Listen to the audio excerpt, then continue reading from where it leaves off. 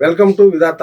ఈరోజు కాళేశ్వరం ప్రాజెక్టులో జరిగినటువంటి అవకతవకలు, ప్రాజెక్టు యొక్క కుంగుబాటు, దీనిపైన రాష్ట్ర ప్రభుత్వం జ్యుడిషియరీ విచారణకు ఆదేశిస్తున్న నేపథ్యంలో దీని యొక్క ఇంపాక్ట్ ఎలా ఉండబోతుంది, న్యాయం జరుగుతుందా లేదా, నిజంగా అవినీతి జరిగితే అవినీతి పరులకు శిక్ష పడుతుందా లేదా, ఈ విచారణల ద్వారా ఏం జరగబోతుందనే విషయాన్ని తెలుసుకుందాం. ఇప్పుడు ఈ విషయాలు మనకు తెలియజేయడానికి తెలంగాణ రాష్ట్ర రైతు సంఘం రాష్ట్ర ప్రధాన కార్యదర్శి టి సాగర్ గారు మన స్టూడియోకి వచ్చారు. నమస్కారం సాగర్ గారు. రాష్ట్రంలో ఎన్నికలకు ముందు కాళేశ్వరం ప్రాజెక్టు యొక్క కుంగుబాటు అనేది ఒక పెద్ద హాట్ టాపిక్ అయింది. ఆనాడు మీడియాలో కానీ సోషల్ మీడియాలో కానీ ఆ కుంగుబాటుని, మేడిగడ్డ కుంగుబాటుని బీఆర్ఎస్ కుంగుబాటుగా అన్నారు. జనం కూడా అదే పద్ధతిలో వాళ్ళని ప్రతిపక్షంలో కూర్చోబెట్టారు, కాంగ్రెస్ని అధికార పక్షంలో తీసుకొచ్చారు. మేము కాళేశ్వరం అవినీతిని నిగ్గు చేస్తామని చెప్పి వీళ్ళు మాట్లాడారు, విచారణ అన్నారు. నిజంగా కాళేశ్వరం ప్రాజెక్టులో అవినీతి జరిగిందంటారా? జరిగితే వీళ్ళేదో విచారణ ఆదేశిస్తామంటున్నారు, సిట్టింగ్ జడ్జి చేత న్యాయ విచారణ అంటున్నారు, జ్యుడిషియరీ విచారణ. ఈ విచారణ వల్ల ప్రయోజనాలు ఏమిటి, ఎలా ఉండబోతుంది? వాస్తవంగా కుంగుబాటు అనేటువంటిది అన్ని రకాలుగా రాజకీయంగా ఒక పెద్ద అద్భుతాన్ని, ఆసియాలోనే పెద్ద ఒక లిఫ్ట్ ఇరిగేషన్ ని మేము ప్రారంభిస్తున్నాం అనేటువంటిది ముఖ్యమంత్రి గారు, గతంలో ఉన్నటువంటి ముఖ్యమంత్రి గారు చెప్పారు. వాస్తవంగా ప్రాజెక్టు కూడా భారీ ప్రాజెక్టు, డబ్బులు కూడా ఎక్కువ కేటాయింపులు చేశారు. సుదీర్ఘ కాలం పడుతుంది అనుకున్నటువంటి ప్రాజెక్టుని రికార్డు స్థాయిలో దాన్ని పూర్తి చేసేసి నీళ్లు కూడా తీసుకొచ్చేసారు. ఇక్కడ దాదాపు హైదరాబాద్ దగ్గర దాకా తీసుకొచ్చారు. మల్లన్న సాగర్ లో కొంచెం ఆటంకం ఉంటే దాన్ని బైపాస్ చేసి కొండపోచమ్మ నుంచి నల్గొండ ప్రాంతానికి నీళ్లు తీసుకొచ్చారు. దాన్ని ఎవరు కాదనదు, జరిగిన మాట వాస్తవం. ప్రాజెక్టు జరిగింది, అది ఒక భాగం. అయితే దాన్ని హడావుడి చేసి, ఇప్పుడు ఒక ఇంజనీర్లు చేయాల్సినటువంటి పని, అధికారులు చేయాల్సినటువంటి పని తొందరగా రికార్డు స్థాయిలో చేయాలనేటువంటి దాన్ని వాళ్ళు ఎంత అయితే క్యూరింగ్ టైంకు అవసరం ఉంటుందో దాన్ని కాకుండా హడావుడి చేశారనేటువంటిది కూడా ఒక చర్చ వచ్చింది. కుంగిపోయినటువంటి మాట వాస్తవం, దాన్ని దాచడానికి అవకాశం లేదు. ఏ కారణం చేతనైనా అది కుంగిపోయింది, డ్యామేజ్ జరిగింది, ఇప్పటికీ అది పూర్తి కాలేదు. దాన్ని సంబంధించినటువంటి దాంట్లో ప్రాజెక్టులలో అవినీతి ఉంటుందా లేదా అనేటువంటిది అదంతా జగమెరిగినటువంటి సత్యం. ప్రాజెక్టులలో పర్సెంటేజీలు ఎంతెంత ఎవరెవరికి ఇది అనేది జనరల్ గా ఏ ప్రాజెక్ట్ తీసుకున్నా, ఏ ప్రాజెక్ట్ జరిగినా ఉంటది, కానీ ఏ ప్రాజెక్ట్ కూడా కట్టిన 3 ఏళ్ళకైతే కుంగింది ఎక్కడ లేదు. ఫస్ట్ టైం ప్రపంచంలో అది కట్టడం అద్భుతమే, కుంగడం కూడా అద్భుతమే కదా. అయితే దీనికి సంబంధించినటువంటి దాంట్లో ఇప్పుడు కుంగినటువంటి మాట, దీనికి బాధ్యులు ఎవరు బాధ్యత వహించాలి? ఇప్పుడు ఫైనల్ గా వచ్చేటప్పటికి రాజకీయ పార్టీలు ఏ పార్టీ ఉన్నా, ఈరోజు కాంగ్రెస్ ఉండొచ్చు, అంతకుముందు బీఆర్ఎస్ ఉండొచ్చు, అంతకుముందు కాంగ్రెస్ ఉండొచ్చు, తెలుగుదేశం ఉండొచ్చు. ఎవరు బాధ్యులు అని చూసినప్పుడు మళ్ళీ ఫైనల్ గా వచ్చేటప్పుడు ఆ శాఖలో ఉన్నటువంటి అధికారులు వాళ్ళ మీదకి వెళ్ళిపోతారు. ఇప్పుడు మన రాష్ట్రంలో జరుగుతున్నటువంటి చర్చ ఏంటంటే, ఎప్పుడైనా కానీ ఆ డబ్బులు పెట్టి కట్టినా ప్రభుత్వం డబ్బులు, ప్రజల డబ్బులు. బీఆర్ఎస్ ఆయన ఉన్నా ప్రజల డబ్బులు, ప్రభుత్వం డబ్బులు. ఇప్పుడు కాంగ్రెస్ వచ్చి కట్టినా ప్రభుత్వం డబ్బులు, ప్రజల డబ్బులతోనే కట్టాలి. నిర్మాణాలు అనేటువంటివి ఏవైనా ప్రజల డబ్బులతో నిర్మితమైనటువంటివి. దీంట్లో విచారణ జరపాలనేటువంటిది ఇప్పుడు ప్రధానంగా ఎందుకు జరిగింది, అసలు ఎందుకు జరిగింది, ఎవరు దానికి బాధ్యులు అనేటువంటి దాని మీద జరుగుతున్నటువంటి దాంట్లో ఇప్పుడు బీజేపీ వాళ్ళేమో సిబిఐకి ఇవ్వండి, మేము ఏదో చేస్తాము అని చెప్తారు. మీరు ఏ ప్రాజెక్టులైనా పర్సెంటేజ్లు ఉంటాయని కుంగిన మాట వస్తాం. దీనికి ముందు ఈ 1,00,000 కోట్ల ప్రాజెక్టులో అవినీతి జరిగిందని రాహుల్ గాంధీ దగ్గర నుంచి అందరం పెట్టారు, మీ వాళ్ళు కూడా మాట్లాడారు. నిజంగా అసలు ఈ ప్రాజెక్టు అవినీతి జరిగిందంటారా జరగలేదంటారా? వాస్తవంగా ఇప్పుడు ఇప్పుడు ఎట్లుంటే అంటే రెండు ఉన్నాయి దీంట్లో. 1,00,000 కోట్ల అవినీతి జరిగింది. 1,00,000 కోట్ల పెట్టిన ఖర్చే 97,000 కోట్లు. 1,00,000 కోట్ల అవినీతి జరిగే అవకాశం లేదు. అవినీతి లేదు, జరిగిందా జరగలేదా? అవినీతి జరగలేదు అనడానికి, పలానా ప్రాజెక్టులో అవినీతి జరగలేదు అనడానికి లేదా, అంతవరకు క్లియర్. ఎందుకంటే కాళేశ్వరంలో అయినా పర్సెంటేజ్ కంపల్సరీగా ఉంటుంది. నువ్వు ఒక మెట్రో ప్రాజెక్ట్ తీసుకున్న పర్సెంటేజ్ ఉంటుంది, ఏ లిఫ్ట్ ఇరిగేషన్ పెట్టినా పర్సెంటేజ్ కంపల్సరీగా ఉంటుంది. దాన్ని కూడా పరిగణలోకి తీసుకొనే ప్రాజెక్టు యొక్క నాణ్యత దెబ్బ తినకుండా అంచనా వేస్తారు. అంచనా వేసేటప్పుడు అంచనాలు ఎందుకు పెరుగుతాయి అని అన్నప్పుడు దాన్ని కూడా పరిగణలోకి తీసుకొని నాణ్యత దెబ్బ తినకుండా ప్రాజెక్టు నిర్మాణం కావాలి. మీ లెక్కన పర్సెంటేజ్ లేని ప్రాజెక్ట్ అనేది లేదు. వాస్తవం, అది అందరికి అంతేనా? తెలిసిన సత్యం. అది వాస్తవం, అందరికి తెలిసిన సత్యమే. ప్రాజెక్టులలో పర్సెంటేజ్ లేకుండా ఏది ఉండదు, దీంట్లో కూడా ఉండదు. అది దాంట్లో ఏం తేడా లేదు. ఇప్పుడు లేదు ఆయన కట్టింది కాబట్టి పర్సెంటేజ్, ఈయన కట్టింది కాబట్టి పర్సెంటేజ్, ఇది కాదు. ప్రాజెక్టులలో ప్రాజెక్ట్ అనేటువంటిది ఇప్పుడు పెద్ద పెద్ద ప్రాజెక్టులు అనేటువంటివి ఎందుకు వచ్చినాయి అంటే అది కూడా ఒక భాగం. తెలంగాణ రాష్ట్రం ఏర్పడిన తర్వాత వచ్చిన 10 సంవత్సరాలు అనేక రాష్ట్రిక్ ప్రాజెక్ట్స్ వచ్చాయి. ఈ ప్రాజెక్ట్స్ అన్ని కూడా మీరు అవినీతి జరిగిందనే దాన్ని మీరు ఒప్పుకుంటున్నారు. పాయింట్ ఏంటంటే అంటే దాని మీదకే పోతే ఏమైందంటే అసలు ప్రాజెక్టులలో కరప్షన్ లేదు అనేదానికి లేదు, కరప్షన్ ఉంది ఉన్నమాట వాస్తవం.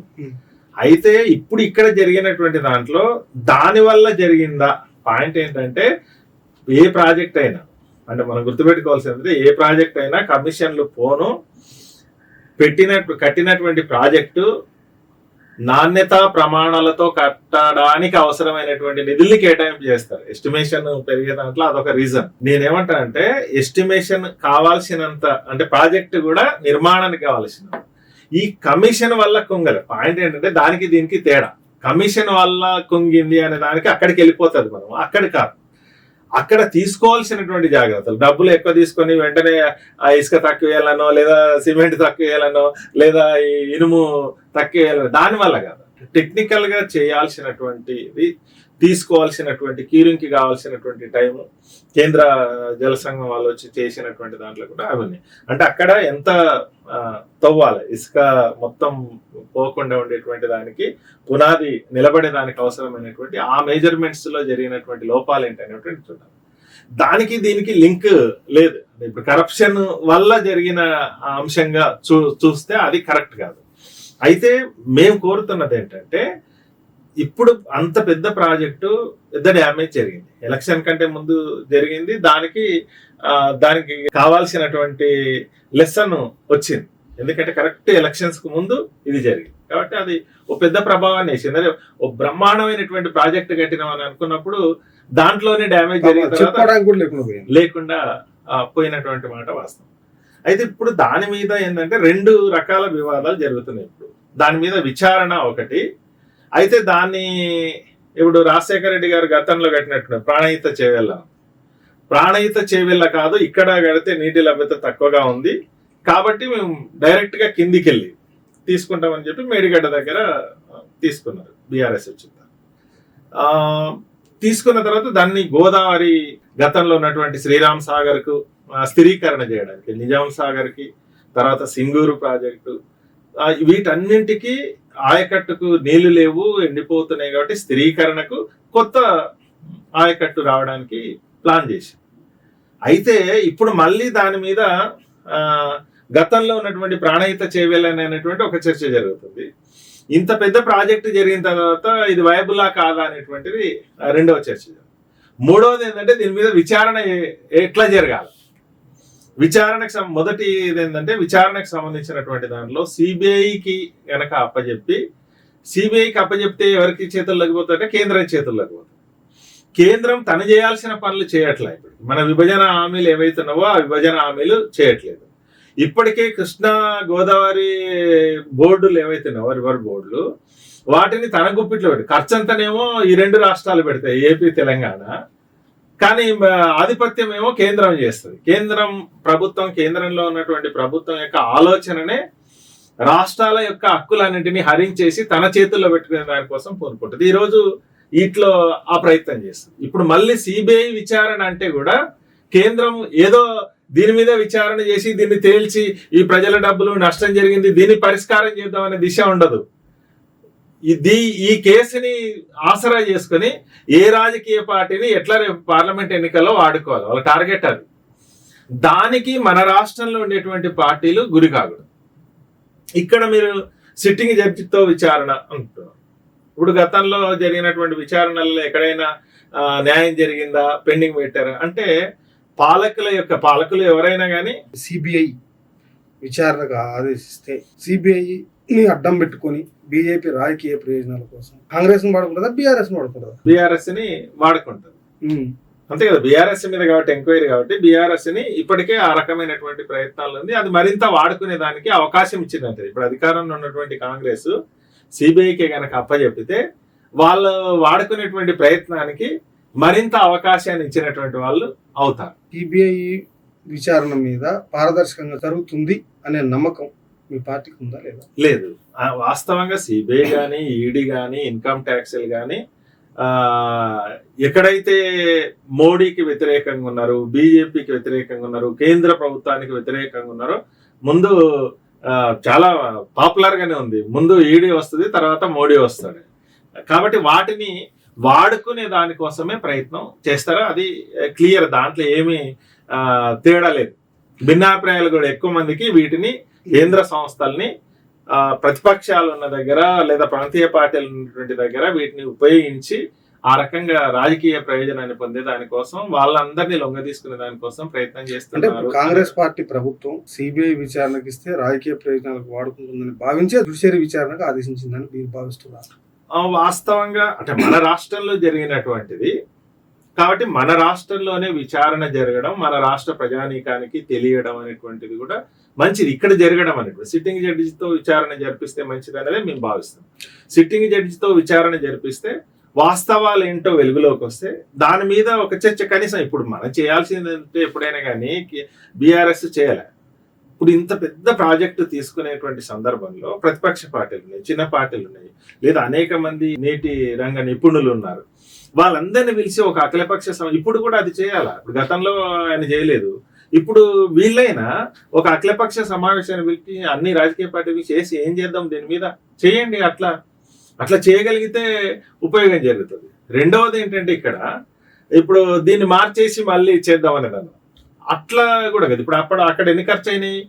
దాదాపు రాజశేఖర రెడ్డి ప్రభుత్వం ఉన్నప్పటికీ 5,000 కోట్లు ఖర్చు చేశారు. తర్వాత ఈయన వచ్చిన తర్వాత కూడా దాదాపు 6,000 కోట్లు 11,000 కోట్లు ఖర్చు అయినాయి.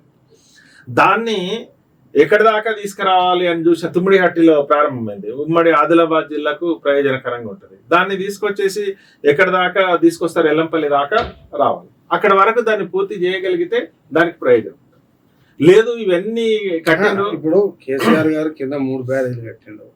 ఇప్పుడు రేవంత్ రెడ్డి వచ్చి మళ్ళీ రాజశేఖర రెడ్డి ప్రారంభిస్తా అని చెప్పి అదే కడుతుంది అనుకున్నాం. ఎవరు ఎక్కడ కట్టినా తమ్మిడియట్ల కట్టినైనా కానీ ఇప్పుడు కేసీఆర్ కింద కట్టినైనా కానీ వీరిద్దరికి కీ పాయింట్ ఏది? ఎల్లంపల్లి. అంతే. ఎల్లంపల్లి నుంచి కిందికి ఎవరు కట్టింది ఉంది? పాత ప్రాజెక్టులో కట్టినటువంటి డిజైనే దాని ప్రకారంగా పోవడమే తప్ప దాన్ని మార్చడానికి అయితే ఎవరికి లేదు కదా. లేదు. అందుకనే అంటే మార్చేసి అంటే మేమేదో మార్చినాము అనేటువంటి దానికోసం పోకుండా ఈ రాష్ట్ర ప్రయోజనం. ఈ రాష్ట్రంలో చాలా కాలము నీటికి ఇబ్బంది పడ్డారు, ప్రాజెక్టులు లేవు, మనదేమో పైన ఉంది, నదులేమో కింద ఉన్నావు, లిఫ్ట్ ఇరిగేషన్లే దీనికి మార్గము అని అనుకున్న తర్వాత ప్రారంభించినటువంటి వాటిని కూడా మళ్ళీ ఈ వివాదం వాళ్ళు వచ్చి ఒకటి చేసి వీళ్ళు ఒకటి చేస్తే ప్రజల మీద అదనంగా భారాలు పడతాయి, ప్రాజెక్టు యొక్క రేట్ పెరుగుతూ పోతుంటది తప్ప ప్రజలకు ప్రయోజనం జరగదు. అందుకనే ఆ ఇగోకు పోవాల్సినటువంటి అవసరం లేదు. ఈ రాష్ట్రానికి ఏవి ఉపయోగకరంగా ఉంటుంది. రెండవది చేయాల్సింది ఏంటంటే ప్రాజెక్టులలో ప్రాధాన్యతా క్రమంలో ప్రాజెక్టుల నిర్మాణం జరగాలి. నీకు ఫస్ట్ ఒక ప్రాజెక్ట్ ఒక చిన్న లిఫ్ట్ ఇరిగేషన్ పెట్టాలంటే తెలంగాణ రాష్ట్రం వచ్చిన తర్వాత 1 మహబూబ్ నగర్, 2 ఆదిలాబాద్ లో జరగాలి. ఆ రెండింటిలో ప్రారంభించినట్లు చేసేసి వాటిని వదిలేశారు. ఇప్పుడు పాలమూరు రంగారెడ్డి ఇంకా పెండింగ్ లో ఉంది. ఇప్పుడు జాతీయ హోదా ఎక్కువ పెట్టుకోవడానికి వీల్లేదని పక్క పెట్టారా? అంటే రికార్డు కూడా కావాలి. అంటే కొన్ని ఉంటాయి, కొన్ని మా హయాంలో కొన్ని రికార్డులు కూడా ఉండాలని అనుకుంటారు. ఆ రికార్డులు కూడా ఉన్నాయి. ప్రాధాన్యత క్రమంలో కదా 1,000 కోట్లు, 2,000 కోట్లు, 100 కోట్లు పెడితే పూర్తి అయ్యే వాటిని కూడా పెండింగ్ లో పెట్టేశారు. ఇప్పుడు ఉమ్మడి ఆదిలాబాద్ లో కానీ, ఉమ్మడి మహబూబ్ నగర్ లో కానీ వాటికి ఇంకా కొనసాగుతూనే ఉన్నాయి. నిజామాబాద్ జిల్లాలో కూడా, ఉమ్మడి నిజామాబాద్ జిల్లాలో అట్లా ఆ ప్రాధాన్యత క్రమం ప్రాజెక్టులకు సంబంధించి అఖిలపక్ష సమావేశాన్ని ఏర్పాటు చేసి ప్రాధాన్యత క్రమంలో ఇప్పుడు మన దగ్గర బడ్జెట్ లో ఇప్పుడు 10,000 కోట్లు కేటాయించగలుగుతాం. ఒక బడ్జెట్ లో 24,000 కోట్లు కేటాయించారు. ఒక బడ్జెట్ లో మనకున్న డబ్బులు పరిమితమైన డబ్బులు ఉన్నప్పుడు కూడా మిగిలిన వాటన్నింటిని పక్కన పెట్టేసి రుణమాఫీని కూడా పక్కన పెట్టేసి వీటి కోసం కేటాయించారు.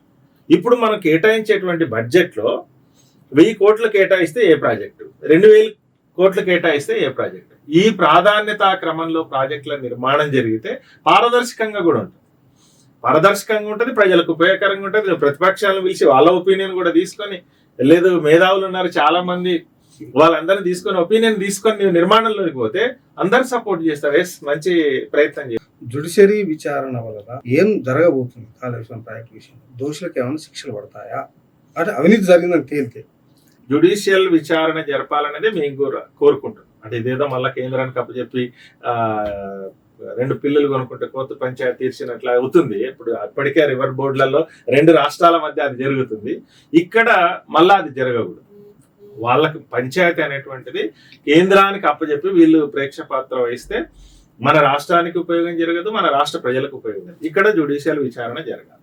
జ్యుడిషియల్ విచారణ జరిగితే దాని రిపోర్ట్ వస్తే ఆ రిపోర్ట్ ఆధారంగానైనా ఒక అఖిలపక్ష సమావేశాన్ని నిర్వహించి ప్రభుత్వం నిజంగానే చిత్తశుద్ధితో ఉంటే ఎవరైతే దోషులను తేలుతుందో వాళ్ళ మీద శిక్ష పడేదానికి, యాక్షన్ తీసుకునేదానికి, లేదు కొన్ని రికవరీ చేసుకునేదానికి అవకాశం ఉంటుంది. కానీ ఎట్లా చేస్తారు? ఎవరు చేస్తారు? ఇప్పుడు ఆయన కట్టను అన్నాడు ముందు, ఇప్పుడు లేదు నేను చేస్తాను, నాకు సంబంధం లేదు, మళ్ళీ చేయాలంటే ఇప్పుడు మళ్ళీ చేయడానికి ప్రభుత్వాలు ఎప్పుడైనా కానీ ప్రభుత్వాల యొక్క వైఖరిని బట్టి జరుగుతుంది. రికవరీ ఎందుకు చేయలేము? ఇప్పుడు మధ్యలో వదిలేసి వెళ్ళిపోయిన రికవరీకి పెట్టట్లే. అంటే ప్రభుత్వం యొక్క చిత్తశుద్ధిని బట్టి అది చేసేటువంటి అవకాశం ఉంటుంది. చిత్తశుద్ధితో వీళ్ళు ఉంటారా నిజంగానే? అంటే గతంలో ప్రభుత్వాలు చేసినటువంటి ప్రాజెక్టులు, గతంలో జ్యుడిషియరీ విచారణ ఏమైనా జరిగాయా? జరిగిన ఏలేరు కుంభకోణం విషయంలో తేలిన వాళ్ళు శిక్షకు గురయ్యారా? వాస్తవంగా ఏలేరు దాంట్లో కూడా ఎన్ని రోజులు, సంవత్సరాలు జరిగింది. ఇప్పటికి 25 ఏళ్ళు దాదాపు అయింది. ఇప్పుడు ఇన్ని సంవత్సరాల కాలంలో ఇప్పుడు ఇక్కడి నుంచి వాళ్ళు సుప్రీంకోర్టుకి వెళ్ళారు. ఇప్పుడు హైకోర్టులోకి వెళ్తారు, తర్వాత సుప్రీంకోర్టుకి వెళ్తారు. ఫైనల్ గా ఏంటంటే ప్రభుత్వం ఎవరు వచ్చినా కానీ కొత్తగా గతంలో తెలుగుదేశం హయాంలో జరిగింది, తెలుగుదేశం కాంగ్రెస్ వచ్చింది, మళ్ళీ బీఆర్ఎస్ వచ్చింది, ఇప్పుడు మళ్ళీ కాంగ్రెస్ వచ్చింది. అయితే వీళ్ళు అంటే పాలకుల యొక్క స్వభావాన్ని బట్టే వాళ్ళ మీద యాక్షన్ తీసుకోవాలా లేదా అనేటువంటిది ఉంటుంది. వీళ్ళ స్వభావం ఏంటి అంటే వీళ్ళు ఏమన్నా కమిషన్లకు వ్యతిరేకము, మేము కమిషన్లకు వ్యతిరేకము, మేము కాంట్రాక్ట్లకు వ్యతిరేకము, మేము కాంట్రాక్టులు చేయము, మేము ఒక రాజకీయ పార్టీ నాయకుడు, నేను ఒక మంత్రి, నా బినామీ లేదా నా వాళ్ళు ఎవరు కూడా ఈ కాంట్రాక్ట్లో ఉండరు అని ఆ చిత్తశుద్ధి ఉంటే ఖచ్చితంగా యాక్షన్ జరుగుతుంది. అఖిల పక్షాన్ని పిలుస్తారు. లేకపోతే ఏం జరుగుతుంది? ఈరోజు ఈయన చేసిండు, రేపు కాంట్రాక్టర్ సేమే. కాంగ్రెస్ లో ఉన్నప్పుడు కాంట్రాక్టర్ సేమే ఉంటాడు, బీఆర్ఎస్ ఉన్నప్పుడు కాంట్రాక్టర్ సేమే ఉంటాడు. ఇప్పుడు మళ్ళీ కాంగ్రెస్ వచ్చిన తర్వాత, తెలంగాణ రాష్ట్రం ఏర్పడిన తర్వాత కాంట్రాక్టర్లు సేమే ఉంటారు. ఇంకా పర్సెంటేజీలు కూడా సేమే ఉంటాయి. ఆ దాంట్లో నిజంగానే అట్లాంటిది జరగడానికి వీల్లేదనే సంకల్పం ఉంటే ఖచ్చితంగా చేసే అవకాశం ఉంటుంది. ఆ సంకల్పం ఉందా లేదా అనేటువంటిది ఈ విచారణలో వచ్చినటువంటి రిపోర్టు నిజంగానే ఆ రకమైనటువంటి యాక్షన్ తీసుకోవాలనుకుంటే అఖిలపక్ష సమావేశాన్ని నిపుణులను అందరిని ఆహ్వానించి పెట్టి ప్రాధాన్యత క్రమంలో ప్రాజెక్టులు అవినీతి ఎక్కడ జరిగితే వాటి మీద యాక్షన్ తీసుకోవటం అనేటువంటిది అయితే ఖచ్చితంగా ఆ రకమైనటువంటి జ్యుడిషియరీ విచారణ ప్రాసెస్ అనేది ఎట్లా జరుగుతుంది? వాళ్ళు కోరాలి, ప్రభుత్వం కోరాలి. ఇప్పుడు సిట్టింగ్ జడ్జితో లేదా రిటైర్డ్ జడ్జితో అనేటువంటిది ఇప్పుడు వీళ్ళు కోరితే వాళ్ళు కమిటీని అపాయింట్ చేస్తే మనం అంటే ప్రభుత్వం కోరేటువంటి దాన్ని బట్టి కమిటీ అపాయింట్మెంట్ జరుగుతుంది. వాళ్ళు ఎంక్వైరీ చేస్తారు. ఇప్పుడు కాంట్రాక్ట్లు అక్కడ ఫిజికల్ పరిశీలన చేస్తారు, నిపుణులు ఉండాలి దీంట్లో. అంటే ఇప్పుడు అదేమో ప్రాజెక్ట్కి సంబంధించి దానికి సంబంధించినటువంటి ఇంజనీర్లు ఉండాలి. అంటే వీళ్ళంటే న్యాయపరంగా ఏంటి అనేటువంటిది చూస్తారు తప్ప ఆ కమిటీలో వీళ్ళందరూ ఉండాలి. అంటే వాళ్ళ యొక్క రిపోర్ట్ ఆధారంగానే ఇంజనీర్ల యొక్క రిపోర్ట్ ఆధారంగానే ఫైనల్ చేయాల్సి వస్తుంది. ఫైండింగ్స్ ఏమున్నాయి అనేటువంటి దాన్ని బట్టి రిపోర్ట్ చేస్తారు. ఆ రిపోర్టు ఆధారంగా గవర్నమెంట్ యాక్షన్ తీసుకోవాలి. అసెంబ్లీలో చర్చించి ఇప్పుడు ఏంటంటే జనరల్ గా చర్చ, రచ్చ, ఓట్లు, సీట్లు ఫైనల్ గా ఇది రేపు దగ్గర ఉన్నటువంటి పార్లమెంట్ కు వాడుకోవాలన్నా లేదంటే క్లీన్ చేసేయాలి. నిజంగా చిత్తశుద్ధితో రాజకీయాలు కాదు, మన రాష్ట్ర ప్రజల డబ్బులు, ఇది ఎవరు కట్టిన చిన్న ప్రాజెక్టు కాదు, పెద్ద ప్రాజెక్టు. ఏషియాలోనే పెద్ద మోటార్లు, బాహుబలి మోటార్లు ఉన్నాయి. 139 హార్స్ పవర్ కలిగినటువంటి మోటార్లు ఇప్పుడు పాలమూరు రంగారెడ్డికి పెట్టినాయి. దానికంటే పెద్ద 145. అంత పెద్ద పెద్ద మోటార్లు, ప్రాజెక్టులు, అవన్నీ డబ్బులు ప్రజల డబ్బులే కదా. ఎవరు పెట్టినా, ఎవరు ఖర్చు చేసినా ప్రజల డబ్బులు, మన రాష్ట్రం డబ్బులు, తెలంగాణ రాష్ట్రానికి సంబంధించి. కాబట్టి అట్లాంటి డబ్బులు ఖర్చు పెట్టినటువంటి దగ్గర కరప్షన్ చేస్తే వాళ్ళ మీద నిజంగానే యాక్షన్ మేము చేయొద్దు అనుకుంటే ఆ రకమైనటువంటి యాక్షన్ కి మేము చెయ్యము అనుకుంటే ఆ రకమైనటువంటి యాక్షన్ కి పోతారు. యాక్షన్ కి పోవడానికి శిక్ష పడడానికి పెద్ద కష్టమేం కదా నిజంగానే అట్లాంటి పొరపాటు అంటే ఈ ప్రభుత్వానికి దోషుల్ని శిక్షించాలనే చిత్తశుద్ధి ఉంటే, సంకల్పం ఉండాలి, చిత్తశుద్ధి ఉండాలి.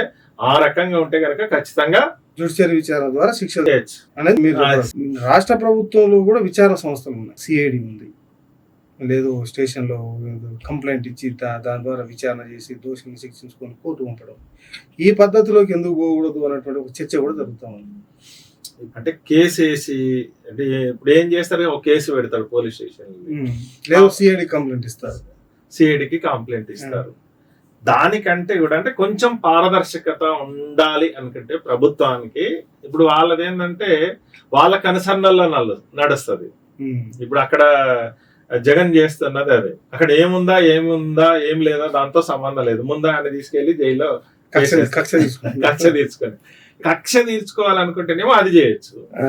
నిజంగానే పారదర్శకంగా జరగాలి దీని మీద. ఎవరిదైనా మన రాష్ట్రానికి సంబంధించి మన రాష్ట్ర ప్రజల డబ్బులు కాబట్టి దాని మీద నిజం వాస్తవాలు తెలియాలి, వాస్తవాలు ప్రజలకు తెలియాలి అని అనుకుంటే ఇట్లాంటి ఎంక్వైరీ చేయడం అనేటువంటిది సరైన ఎంక్వైరీ చేయాలి. చేసి అది ప్రజల ముందు ఉంచి దాంట్లో వాస్తవాలు ఏంటి అనేది తేల్చాలి. తేల్చకపోతే ఏమవుతుందంటే అది పెండింగ్ పెట్టి ఎప్పుడు రాజకీయ అవసరం పడితే అప్పుడు దాన్ని బయటికి తీసేసి వాడుకునేది ఎక్కువ. జరిగేది ఏంటంటే రాజకీయ ప్రయోజనాల కోసం వాడుకునే దానికోసం ప్రయత్నాలు ఎక్కువ సందర్భాల్లో జరుగుతుంది. అది కాకుండా ఉంటే కనుక ఆ సంకల్పము నిజంగానే చిత్తశుద్ధి ఉంటే నిజంగా జరిగినటువంటి ప్రాజెక్టులో జరిగినటువంటి అవినీతిని బయటికి తీసుకొచ్చేటువంటి అవకాశం ఉంటుంది. థ్యాంక్ యూ సార్, మా స్టూడియోకి వచ్చి అనేక విషయాలు వివరించినందుకు థ్యాంక్ యూ.